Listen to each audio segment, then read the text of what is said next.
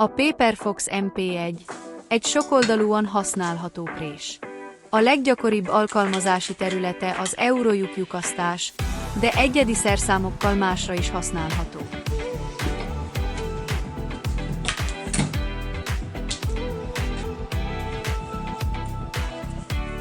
Lyukaszthat a Paperfox MP1 préssel kartont vagy hullámpapírt, műanyag fóliát, sőt furnért is.